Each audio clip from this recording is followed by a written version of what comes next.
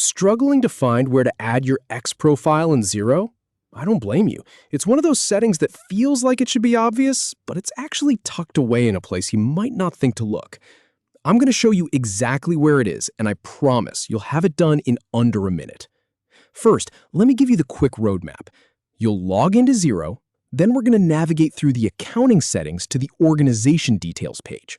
It sounds like a lot, but I've done this 100 times, and I'll walk you through every click. Let's dive in. All right, so start by logging into your Xero account. Go ahead and enter your email and password like you normally would. If you use two-factor authentication, just get that done and we'll meet on the main dashboard. Once you're in, take a deep breath because the next few steps are really straightforward. Now, look at the top menu bar. You're going to see a tab that says Accounting. Click on that. This is where Xero keeps all the behind-the-scenes stuff that makes your books work. From that drop-down menu that appears, you want to select Accounting Settings. Don't worry if you see a bunch of other options here. We're just passing through. So, we're in the Accounting Settings now. This page can look a little intimidating with all the different options, but find the one that says Organization Details and click it. This is the section where you tell Xero who you are as a business. Your legal name, your address, your tax number, all of that lives here. And hidden in this section is exactly what we need. Here's the part where a lot of people get tripped up. Go ahead and scroll down the page until you see a heading that says Contact Information. It's usually about halfway down, maybe a little further. Don't just scroll past it really fast, though. Take a moment to actually see the fields here. So you've got your email address, your phone number, your website, and tucked in amongst all of that is the one we're looking for. Look for the field that says X or says Twitter, depending on how recently your version of Xero was updated. It's usually right after the website field or next to your other social links. It might be a small text box, so keep your eyes open. Honestly, it's probably the most overlooked field in the entire settings page, but not today.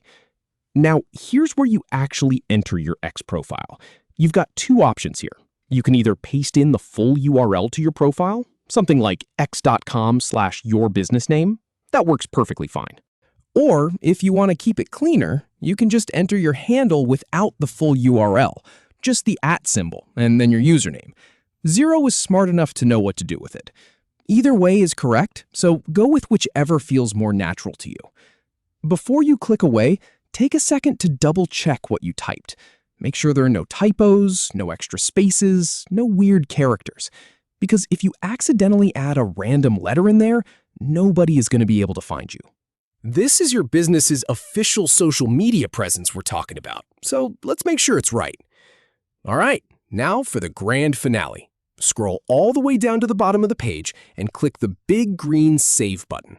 That's it. You did it. Your X profile is now officially added to your Xero account. From this point forward, any invoice or statement you send out that's linked to this organization will have that profile available. And that is really all there is to it. No hidden menus, no complicated workarounds, just a few clicks and you are done. You went from not being able to find it to knowing exactly where it is and how to save it. Hopefully that saved you a little bit of frustration today. If you found this helpful, give the video a like, and I will catch you in the next one.